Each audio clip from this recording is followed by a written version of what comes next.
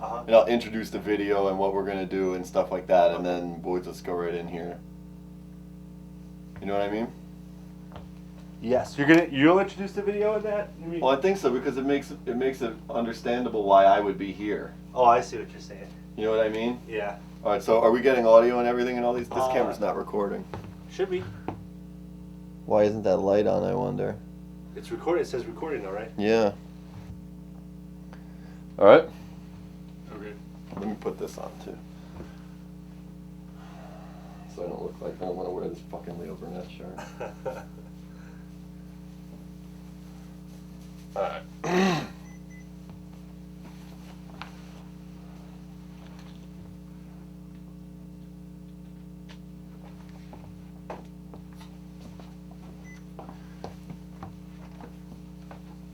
All right, ready?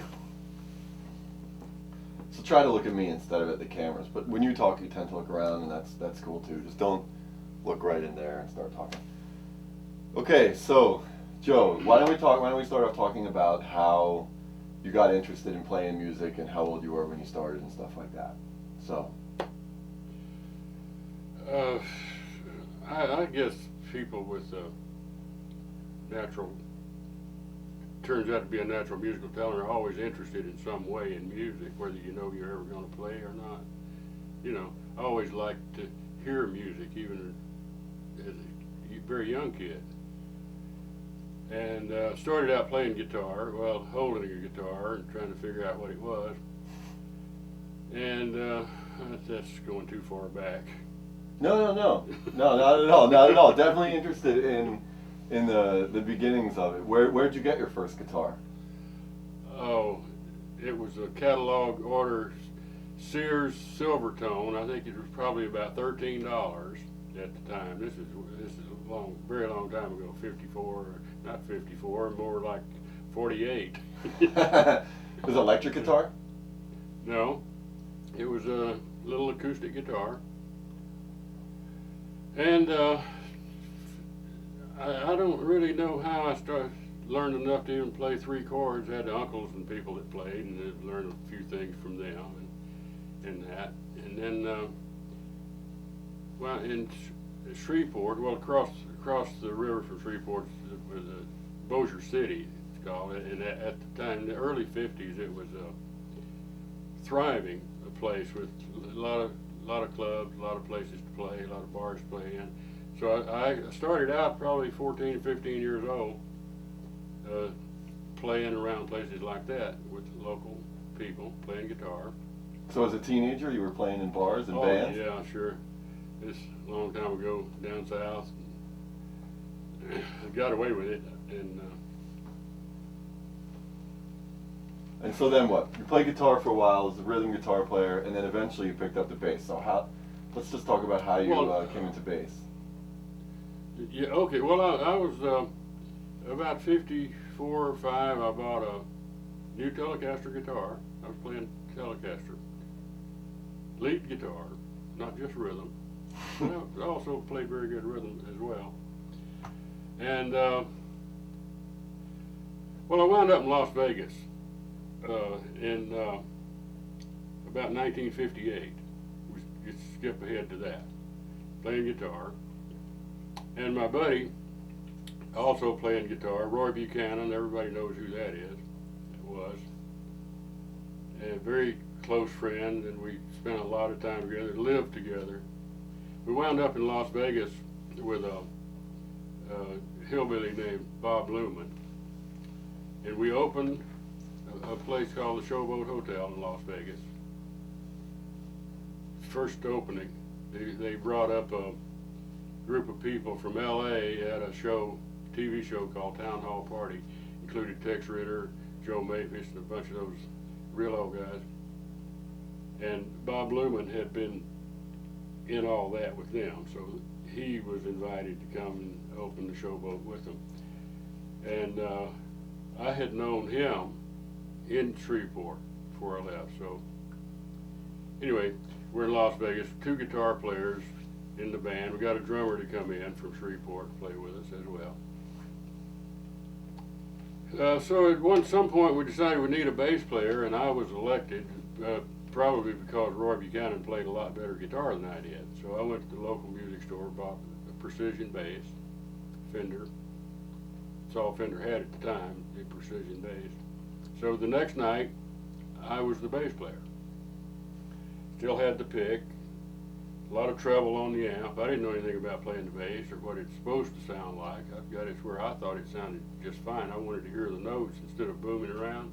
Some of the upright bass players and electric players that had converted from upright were busy trying to get their new electric bass to sound like that. And I got a lot of flack playing this clicky sound and with a pick, and oh no. One thing you need to know, they were telling me, is that the bass is to be felt and not heard. Well, that snowed me for a second. I thought, well, you know, if I got to do that, I can't do it. So forget that. This is what I like. You know, I don't care if it sounds like a bass or not. It sounds good to me. So I stuck with that, and it eventually proved itself to be good. Well, yeah, you definitely did well with that. But people were saying, did you ever figure out what they meant when they said that bass should be felt and not heard? Oh, well, yeah, and the bass on records in those days, especially with the technology, the upright bass was kind of hard to record anyway. Might still be, I don't know. And it's just booming around down there, and you can't hear half the notes. So it was just more of a pulse than a part of the music, sort of, you know. That's not to say that there weren't upright players that played melodically and musically. It's just somehow the way it was recorded, it didn't. Well, I don't know anything about that, but this is the very beginning of rock and roll bass, anyway. I mean, if you're talking about like mid '50s, then this is the very start of rock and roll, anyway. So really, nobody had kind of rules. This is how bass gets played, or this is how bass sounds. People are just trying to figure it out. So that's kind of like an old standard that they're trying to apply. Right? Well, the only people that were trying to give advice about that were bass players. Right. Who still didn't really even have a way to know. They had no idea about this new instrument. Right. And how it's to be used. Nobody did. You play what you feel, whatever sounds good to you. Which is true with anything, anytime. Play what you feel. You don't have to play like somebody else. You could be influenced by other people, but you don't need to copy what anybody does. You have your own heart, your own feel, and you do that. So, as you started playing bass, and then talk to me about the transition between being a member of a band who's playing bass into what really ended up becoming your career as a session bass player. How did you get into that? Well, shortly after that Las Vegas thing, it was 1960, the summer of 1960, I went to work with Ricky Nelson in L.A. And as far as I was concerned, I was just in the band. They talked about doing some road work and stuff, and that's in my head. I didn't know anything much about recording anyway. I thought I'm going to be in the band and travel with Ricky Nelson. So was my first experience in the recording studio, was with Ricky. What year is this? This is 1960. Mm-hmm. So in 1961 we recorded Traveling Man, which turned out to be Ricky's biggest record, and gave the bass and that sound a chance to be heard around the world. And there were some producers in LA who were so interested in that record. Bones Howe, a lot of people know who that is. He produced the 50 Mention Association and engineered for a lot of artists that I wound up working with as well in the studio. He heard that record, Traveling Man, heard the bass sound, and he went to the studio where we recorded and talked to the engineer about it. He even asked, what was that instrument? That's how new it was. Wow. And how different the application was for the time, I guess. But how what? How differently you used the instrument compared to what other people were doing, maybe? Oh yeah, well that's what caught his ear, was the sound of the bass, which turned out to be my sound on a lot of records. So he went in to find out how they did that. In those days, with the technology, you had to come up with gimmicks and ways to do things. That's what made everything so different and innovative. There was something new every day in the studio, because with 3-track and monaural, well, I started recording, there was just monaural. Everything goes down at once. And so now that took exact miking, you know, and so if you got too much of one instrument, you move the mic away. If you don't have enough, you move the mic closer. And it was just building the sound from the ground up, literally. So every day it would come out a little different. Even the weather changes the sound of recording equipment, you know, and the sound of instruments. So it was a new experience all the way. So he wanted to know what they had to do to get that sound, actually, so he could try it on his own.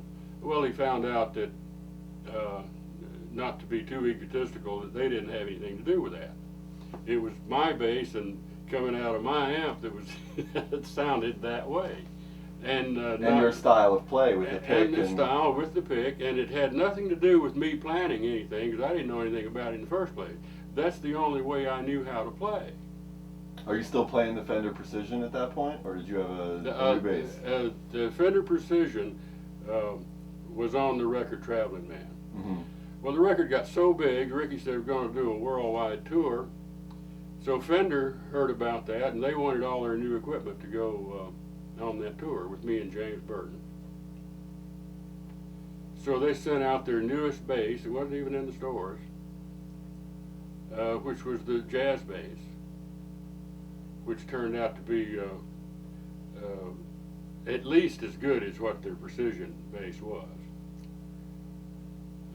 and maybe more popular. Well, not going to say more popular. A lot of people played the Precision, but anyway, it turned out very well.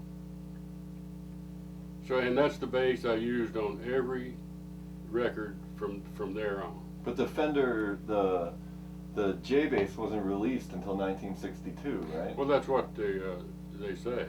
And so you got one in 1960. It was made in 1960. I actually got it in '61. Uh-huh. But it was built in 1960, and they called it a '62 Jazz. It wasn't in the stores. It wasn't out yet. So they didn't maybe even know what they were giving you, and they were kind of like, well. Well, no, it was a new bass, experimental. Uh-huh.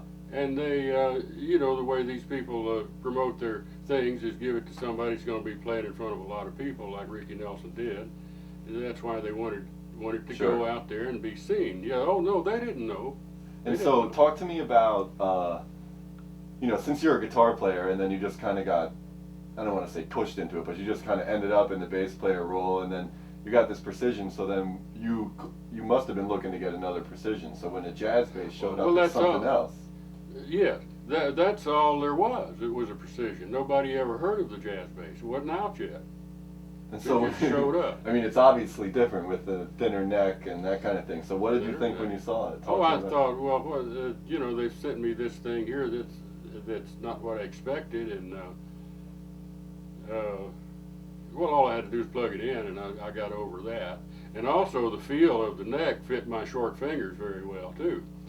A thinner neck made the octaves play better than on the Precision. And you had to reach a little further because of the thicker neck.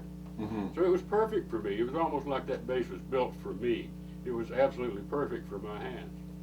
And that actually kind of goes along with what you were saying before about playing for yourself and playing what makes you feel comfortable and finding a way around the instrument that suits your playing style. So when you got that bass, you must have been a good thing. Oh yeah, I didn't change anything about the way I played, but it just felt better. It was much more comfortable. It just fit you. Yeah. And so, how long did you keep that set of strings on that jazz bass? Well, of course, it was shipped with Fender strings, and after about 2 years, well, it was after I started. I was playing at the Whiskey A Go Go with Johnny Rivers. We actually opened that club when it opened. So you were on stage the night the Whiskey A Go Go opened? We opened the club. Yeah. Wow. Well, that's a whole different story there, and then I'll get to the strings. Johnny Rivers, I had known him before I ever left Shreveport. He was from Baton Rouge. He would come up to Shreveport and sit in with us this joint we were playing, and we sort of wound up in LA about the same time, and we were in touch. He started playing around town with just a drummer, and he asked me to come in. He was going to do a live album at a place called Gazzari's. Asked me to come in and play for a couple of nights for the album. I went in, and no rehearsal or anything, just watching his hands and making the changes, and we did that. So, and it was just a little while after that, he called and said, we're opening this new club, and would you come in and play for a couple of weeks to get settled in? So yeah, we were there on opening night at the Whiskey A Go-Go. It was packed with people and movie stars. I don't know how they even heard about it. Rivers thought they came to see him, I guess. It was actually, no, that's not right. So anyway, the question about the strings, it was after a couple of, probably a year or something. I don't even know why I decided to get new strings, but I went to this, didn't know anything about buying strings either. I said, I need a set of bass strings. What kind of bass you got? A Fender, okay. This Labella was the brand, in a package with a list of about 15 basses and check mark next to Fender. That was then, and there was no choice about gauges or anything else. These are for you. So I put those on the bass and played them for 17 years. Wow. All right, so obviously those were the strings and the bass that you played on all the sessions over the years. So did there come a point where it became the kind of thing where people were telling you not to change those strings, and you realized that changing them would be a risk? Well, I knew it was working in the studio. Yeah, well, and the sound was all there and everything. I tried to change strings once in a while. Well, they were getting a little deader, but it still sounded great. So I'd go. They still were making that string at the time. I'd buy a set of strings and put them on. It sounded just raspy and twangy, the new sound, and it wasn't worn in yet. See, I didn't notice that the first time I put them on. I'm playing live at a club, and you know, there wasn't that drastic difference that I. So when I did change them, try to change them again, that's too new sounding. I'd take them off, throw those away, put the old ones back on. I tried that 3 or 4 times. So you would actually loosen them up, take them off, Yeah. let them sit around for a couple of days or whatever, and then restring those same strings back on the bass? Put them back on, yeah, there's that sound. So it really, I could have gotten around that, I know now, and made that work with the sound of the new strings, but I think I got a little superstitious about it myself, you know. Like, this is my livelihood, you know. I'm not going to mess with that. If this is working, I'm not going to mess with it. So that's how I started to feel. But finally, they got so worn, had flat spots in them. I don't know why I never broke a string until I started buying new strings that they were making. I broke some of those. But that was little strange. I went to try to find a set of those, you know, and they quit making them 10 years ago. I didn't know. And I thought, wow, what am I going to do now? You know, they don't make my strings. So I found something that worked. They still make Labellas though, right? Oh yeah, but not that one. Oh no, okay. So just obviously you've been in too many sessions to recall you know, all of them, or even close to all of them. But just what sessions did those strings record? Like, what songs? How many #1 hits do you think you recorded on that set of strings? Oh, on the pop charts, I've counted 20 #1s, 200 top 40s I have. On the same set of strings and the same guitar and everything? Yeah. And so what are some of the songs? What are the names of some of the songs? Oh, well, you know, Simon and Garfunkel, the Bridge Over Troubled Water album, all of the Mamas and the Papas, all the Fifth Dimension, Association, Carpenters, every note they played in the studio, it was me, with that bass, those strings. many, Neil Diamond, Helen Reddy, her number ones. You know. And then there's the Nashville years that we'll talk about later, which is a Yeah. whole other string of number one hits. Well, I didn't change those strings till several years after I went to Nashville. So those strings actually did do a bunch of Nashville sessions too. Yeah. So what was the thing that finally just said, you know, I got to do it? They just died? They just didn't work anymore?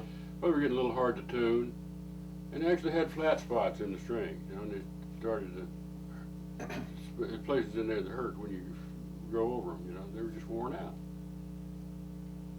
Richard Carpenter wound up with those. You want to hear about that? Sure. All the stories you got. Let's hear them After all. I had changed strings, and I was liking these new strings. Yeah, I went to after I was in Nashville. I was going back to L.A. to do all the Carpenter's records, and other people as well. But Richard, I don't know why I had those old strings in my case, but they were. Richard said, "Do you have those other strings?"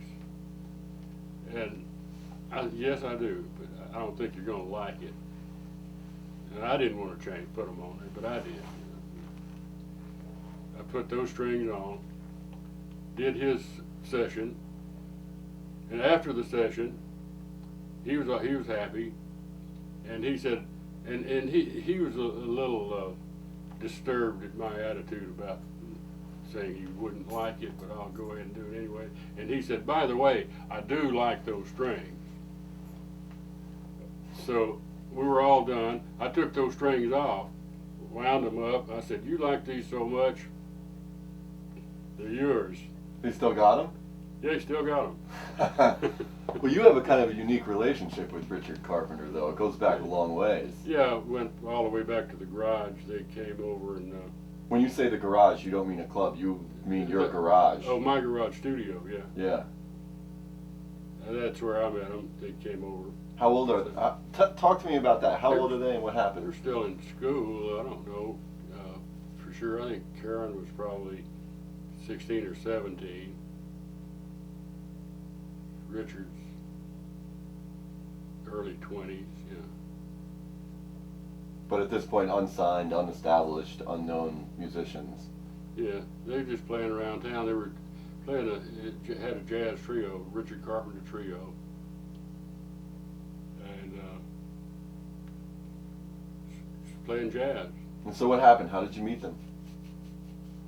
They came to the studio with a guy auditioning to play trumpet for me on whatever I was doing. And he brought these kids along to play for him while he auditioned his trumpet. As his backup, like as his band for his audition, right? Yeah. But you didn't end up using the trumpet player, I guess. Huh? No. Sometime during the night, Karen sung. Richard's playing, you remember the song Ebb Tide? Not an easy song to sing, you know. Karen sung that, and wow. At that age, and we have things on tape of her from the garage. At that age, she sounded the same as she did later. Wonderful. Wow. So I got to talking with them about, you know, what are you doing? And Richard had some songs he had written. No way to record them. You know, they didn't have any money and didn't know how to do a lot of that. So I said, well, come on over and let's put them down, you know. Let's play with those. So we did that for about a year or so. Did any of those tunes end up on Carpenter's records? Yeah. In fact, he used those tapes to get his A&M record deal. Yeah. The first album had 3 or 4 of those tracks that we did.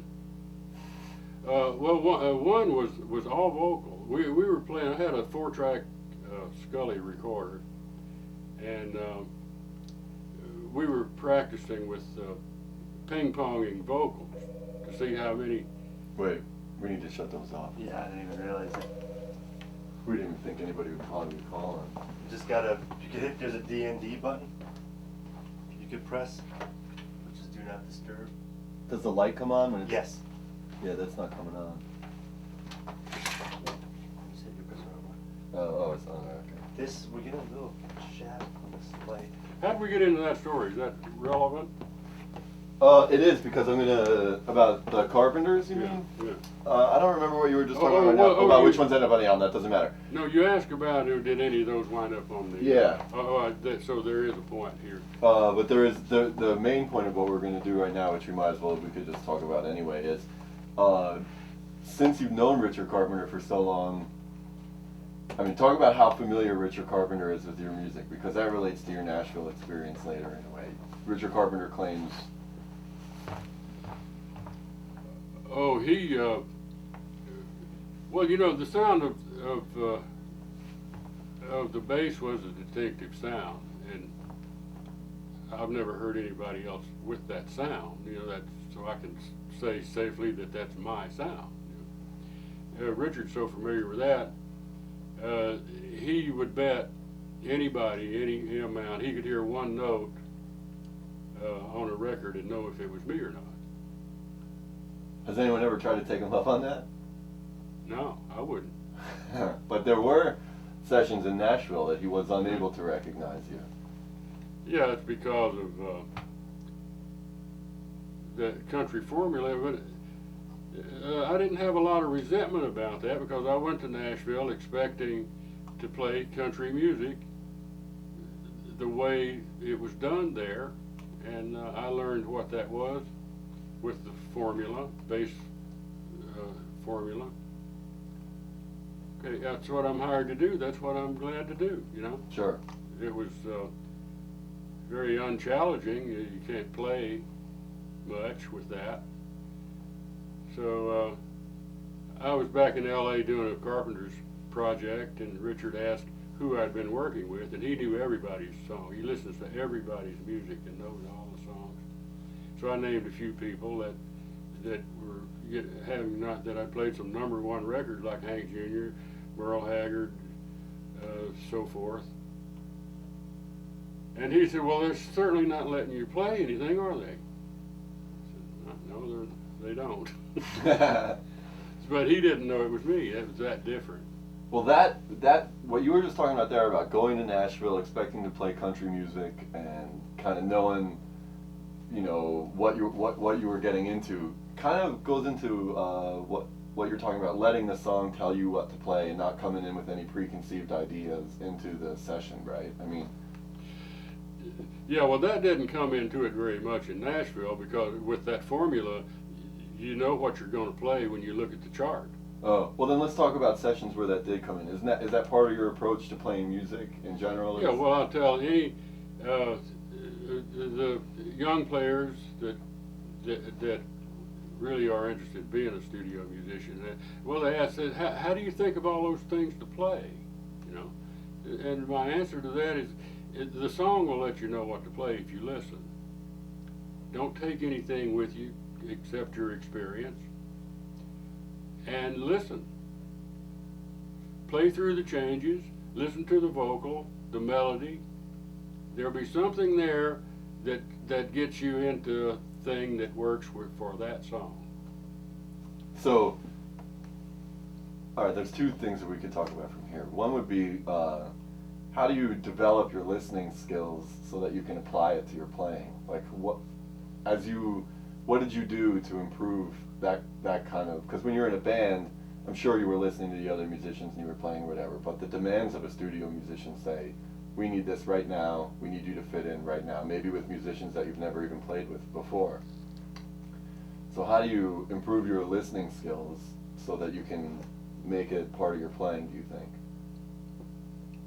I don't think there's anything you can do to say, this is how I develop that. That just comes.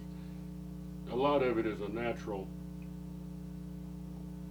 instinct or talent or inborn thing. You know, I mean, if you don't have that, it would be hard to learn that. But surely over time, I'm sure that's true, but surely over time you can develop your ability to do that kind of thing so that you can pick up more quickly. Because like, for example, the guys you're jamming with in this video, you'd never played with them really before. No. And you guys clicked pretty well. Well, developing that just comes purely from experience and being there, and things become natural and just a part of you.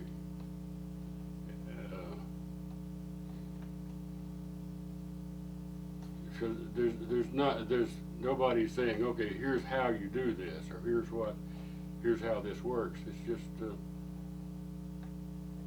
Well, that's kind of an important point that you want to make in this video, right? Which is that, you got to bring out what's in you and not worry about what other people say you should do or trying to sound like this guy or that guy or whatever, right?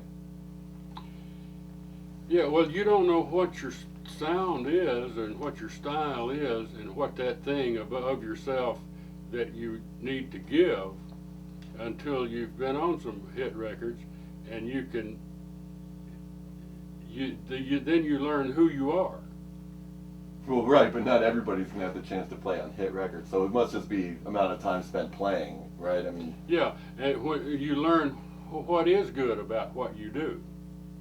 And you know that it's good because it works every time.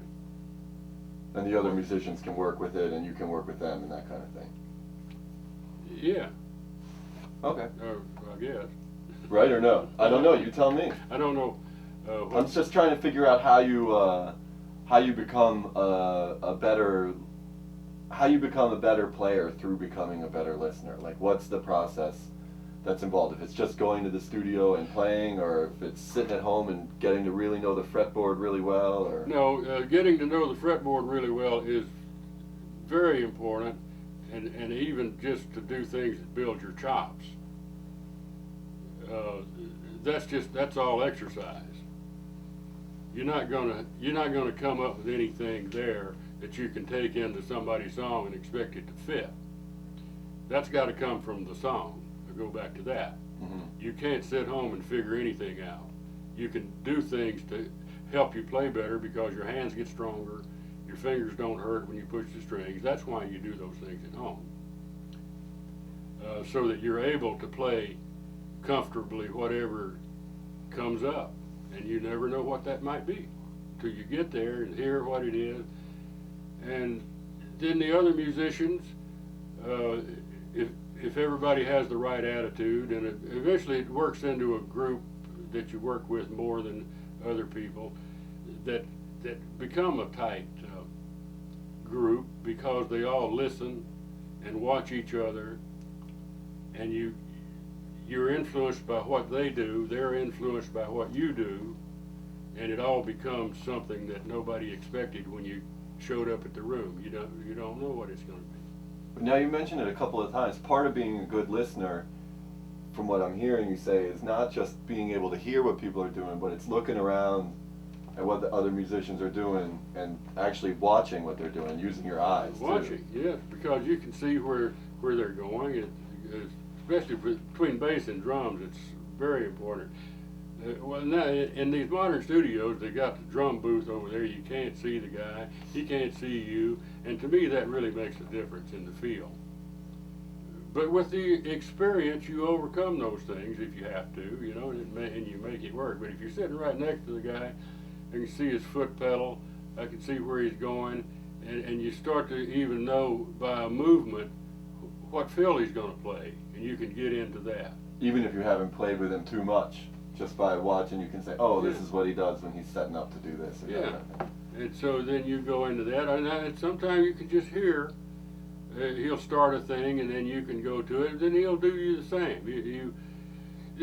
I've worked with people, it's so annoying, and they'll get into their own little hole here, and they're going to play this, and they're not giving up. They're only into what they do. The drummer can start into a groove, and they keep their own, whatever their own groove might be. Then they might start another thing at the same spot that doesn't fit that.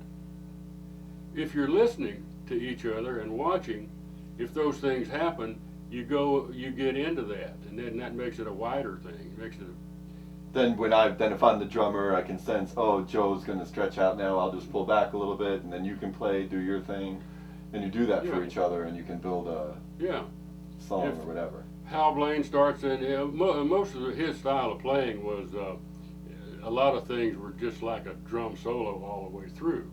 He's playing the melody, he's playing the backbeat, he's playing all these things. Well, if he's got a pattern going that's that involved, just pump some time for him, you know. Then if the bass, if you want to get into a busy pattern, he'll do that for you. That's why it's a unit. That's why you're a team. Yeah. And that's what familiarity and listening to each other can bring you that kind of a rapport with each other. And the watching and listening lets you know when those things are about to happen, and you get out of your shuck and just go to straight, let him do his, you know. Well, a lot of times that's what a bass, you know, and I've seen you play, and you tend to come right through in your sound for, and I'm not really sure what the reason is, but it's usually pretty clear what you're playing when you're playing it. But a lot of times, even with your playing, you know, you just will hold back and just kind of stay holding down the time without really straying too far from the original groove or doing too much to kind of clutter things up in the middle, right? That would be part of what you're talking about with letting other people do their thing. It's a big part of the bass, right? Yeah, and you feel your spots when you can stretch out more. You know, like this guy plays his solo and he goes back to rhythm. Okay, nobody's doing anything. Go ahead and play some fills and stuff. Not forgetting the song. You got to play the song. Right. That would be letting the song let you know what to do, though. That's what you're talking about. Get sensitive to what the needs are and then meet them. So there's a couple. Is that coming? Is that so fucking long? Can you just? Is the framing still good on those? I think so. Yeah, this phone says idle. I don't know what that is. Oh, hang on, let me. Yeah, looks good here. Go sit in your chair. This tape is saying 4 minutes left. That's because it's recording on DV cam. So let's just throw a new tape in and we'll. All right. Hey, where are we? It's going pretty well. We're getting a lot out of you, I think. Do you think, Brian? Well, yeah, I think it's good. Rolling. Framing's good and everything's cool? Yeah. All right. We ready? Yep. So as far as the music parts of this video go, you hadn't played with those guys that we played with yesterday before. Let me say that again. As far as the music portions of this video goes, you guys hadn't played together before either. No, the session we did yesterday, we had never played together, but those guys are so great, John and Larry. See, it was obvious that they know these things that we were just talking about, watching and listening and playing together, because some things started to happen, that things would happen that played together so tightly that it sounded like that we probably had played a lot together. You know, things that sound rehearsed even. And that goes, what you're talking about though, goes beyond even knowing that you'd be playing some kind of, everybody knows you're going to play 1-4-5 or something like that. What you're talking about is the nuances of the music. You knew what you guys were going to do beyond the chord progressions and the simple things that it takes to make that. Well, no, we didn't necessarily know what we were going to do. Or are you talking about the creative process to even, when you were standing there and had nothing and you're standing there with your guitar going, okay, what do we do now? Yeah, talk about what the chord changes would be, you know, how many times through. And that's really all that we discussed. And then what to play just came after we started. You know, nobody really talked about what to play. Just what the rules would be for what you were going to play. Yeah, none of that. Just, we know the chords, know the tempo, count it off, now play something. and what happened was wonderful, as you can see. But the most impressive part of that to me was the tightness and the licks and things that came together between the three of us without saying it. And to listen and watch is how that happens. If you don't listen to each other or don't watch, that's not going to happen. Because the communication has to be nonverbal in a band, obviously, because you wouldn't be able to hear each other and Yeah. wouldn't be practical. And I think what I just said would be a good ending to that point. I If agree. you don't listen and watch, that's not going to happen. Just, Now, you well, already we got got it that. the first time, Yeah. so all right. No, cool. yeah, it was good the first time. Yeah, yeah. I It's got all it in the good, studio. Joe, I it's think all it is good. all good. But I see it right there. Go to yesterday with. I something. agree. I Yeah. agree. I Yeah, agree you're with right. you. I know exactly. I can see how that can work already. All right, I really wanted that to come across that we hadn't played together, and that did it. Okay. So, talk to me about like saving up licks and like if you come up with something at home or maybe you're standing in a session and you come up with something. Well, at a session, if you go, well, this question came up, but among the musicians, you know, a lot of times, you know, even with all the big records, the number ones and all that, the bulk of our work was with people that weren't known and nobody ever heard of them. You know, everybody was making a record and hoping for the best, but most of that never worked, never came out. And so you sort of know, you go in with somebody that's an unknown and the songs aren't that good, you're thinking, well, you know, this is not gonna, we're here for the money. We're just doing a session, pays the same. But what if you come up with a great lick for this guy's song? Do you want to save that for Neil Diamond's session tomorrow and not play it for this guy? Well, the answer is absolutely not. You give it back. This song gave you that lick. Now you got to give it back. And any creative person, no matter what you do, if you get a creative idea, you got to give it right back, or you're going to stop that creative flow. And besides that, if you think you're going to take that to a Glenn Campbell session or Neil Diamond and have it work on anything, absolutely wrong. It's not going to work on anything. You'll probably never find another song that lick would Never fit will. anyway. So that's really a stupid idea in the first place. Save this lick for somebody else? Well, no, give it back where you got it. But that'll keep your whole head clear and everything Yeah, ready to sure. just keep Yeah. going. You're not stuck on that thing. Well, It's safe. I believe in that creative flow. You know, the writers talk about getting writer's block. Well, something has stopped that creative flow, whatever it might be. And I believe you have to do these things to keep that flow. And when you get an idea, give it back. I believe that. All right.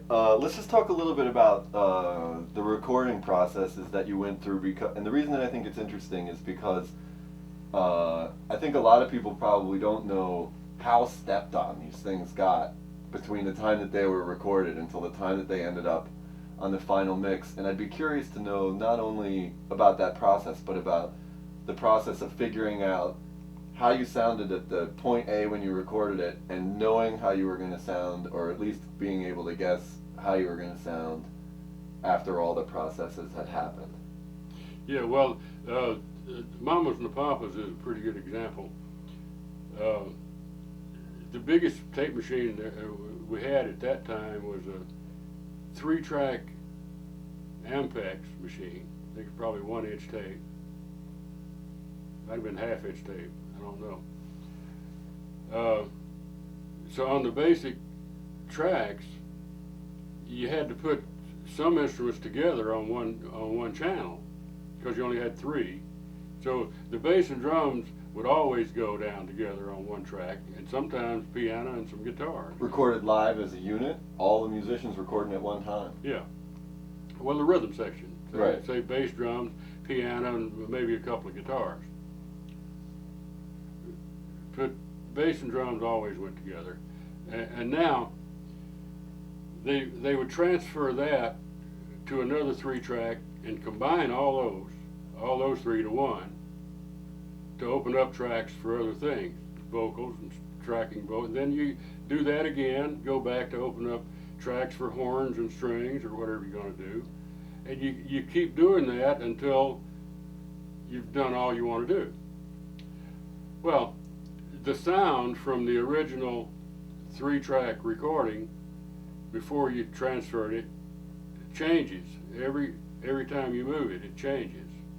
The bass, for instance, is going to lose some top end, start to get muddy. So the engineers, with that, goes back to that process that we were forced to use because we didn't have the technology, didn't have the big multi-track machine. We had to figure out how to do things, and every day was a learning experience. But they figured out, okay, the bass is going to lose top end, so we got to put it down originally very crispy sounding. So actually you would record it in a way at the beginning that wouldn't really be the sound that you were going for at all. You'd compensate in the beginning, a little more of this or a little more of that, and then the process would pull it back for you. You compensate for what's going to happen later as you transfer it back and forth. But that way, by learning that, you don't have to try and change that. Like if you do a couple of transfers and the bass gets too muddy, now you start trying to add the highs back, and that doesn't work as well as compensating in front for that. So you don't have to do anything. It just winds up now the way you wanted it to be in the first place. So you really have to go, at the beginning you guys, since you guys are really the first ones recording rock bass that way, or really in any way, you guys had to figure out that process of overcompensating at the beginning to get what you want at the end, and you must have tried it a bunch of different ways to try to figure out what you wanted. Yeah, well, of course, that was all in the engineer's hands. Sure. We didn't really know much about that process. We didn't care, I guess. We're just playing our instruments, playing the song, and they take whatever we give them from out here and do that thing in there. You know. Yeah, I guess that makes sense. You wouldn't really get it. But I always set the bass the same in every studio and every session, with front pickup all the way up, tone and volume. And that's they got the same thing every time. Now do whatever you want to with that. Right. Yeah. So that way they knew what they were getting when Joe Osborn walked into the studio. Exactly. And then it was up to them to say, this is what we want to do with what Joe does. Yeah. So that really kind of goes back again, not only the recording process, but the way that you just mentioned, you set up your bass so that the front pickup is on, the neck pickup and the bridge pickup is off, and maybe a little low on the treble or whatever. But that all goes back to just finding out what you want, how you want to play, and what you want to sound like, and working towards it. Right, and you don't know that until you've heard it a few times and you've seen it work a few times. Now, okay, that works. That's so important too with any musician. Bass players give engineers a fit because they're not consistent. They're changing things, and the engineers got to do things to fix whatever they changed, and using limiters to level out the tones. You got to learn how to play consistently from one string to another so that the levels are the same. Otherwise you go up to a high note or a very low note and the meter peaks. Well, now they got to use gadgets to get that under control, which changes the sound. Right, because it's not the sound that you played was Yeah. not usable or not good or whatever. Yeah. So they have to fix it. Yeah. All right, what do you think, what more kinds of things like this do you think we need to get? Because if we're done, it's probably, I would think, could be time for him, we could take a little break too. Well, one of the things I think I would like to hear more, I guess if I were watching the video, is, you know, like when you were talking about learning, you know, about how you have to listen and how you develop that. One of the things I kind of got of it, you know, what you were kind of saying that a lot of that's just given to you, you know, or not given to you, but it's something that you got it or you don't. Yeah, you have it or you don't. I mean, Yeah. there aren't any ways any things people could do to help that, because there's definitely going to be less talented people out there, you know, because probably the people that are going to be watching this, I think, are the people who are really looking to improve, you know. So do you understand what I'm saying? It's like to say like, well, you got it or you don't. And I think you did kind of expound on that a little bit about listening, and just by doing some exercises you can do that. But Or by being in a session more. It's like playing together with different people. People feel, if you feel the beat in a different place, and it's all correct. You can play behind the beat, you can play on top of the beat, or right in the middle of the beat, and that's all correct. But you wind up with people that feel the beat in the same place, then that really makes a magic. Because you can play things, you can play your licks, and it's all going to come out working because you feel the beat in the same place, and you can just play from your heart and not think about it. Where if you get with a drummer, if I get with a drummer that plays too far back, I've got to consciously be aware of that, because I have a tendency to play a little on top of the beat. So I've got to make an adjustment. See, this might be somebody that doesn't know about that adjusting, or he has to do what he does, or he can't do it. So I'll adjust to that to make it work. That just comes from experience then. But the feel, I don't believe you can teach feel. You either feel it or you don't. And it's even hard to explain what that is. You feel a beat in a certain way, and you can't really teach that. You either got it or you don't. Now, you can learn how to play perfect with a metronome or something. You can learn how to play on the beat and do it mechanically. You can learn how to do that. I think string players, violin, with the string section, that is a good example of that. I don't know if they ever felt anything. They're just playing wherever the conductor says it is, for instance. That's probably not true of all of them, but that's playing it correctly, but not necessarily feeling it. That's an interesting point, because you can be too precise in the timing and too exacting, and not enough touch in your playing to really accomplish what you want. And to play along with somebody that is they've trained themselves to do it correctly in this way, you can spot it right away that it doesn't, no matter how correct and metronomically correct, it doesn't feel good, and it's awkward to try to play that. Just because it just doesn't sound human anymore. It sounds, the humanity is kind of taken out of it. It's too kind of. Yeah, well, it's the same as playing to a click track. Right. And a click track is absolutely correct and perfect in time, but there's no such thing as perfect time. It's humanly impossible, because your heartbeat regulates your time somehow. You dig it in, your heart speeds up, and that's not a perfect metronome.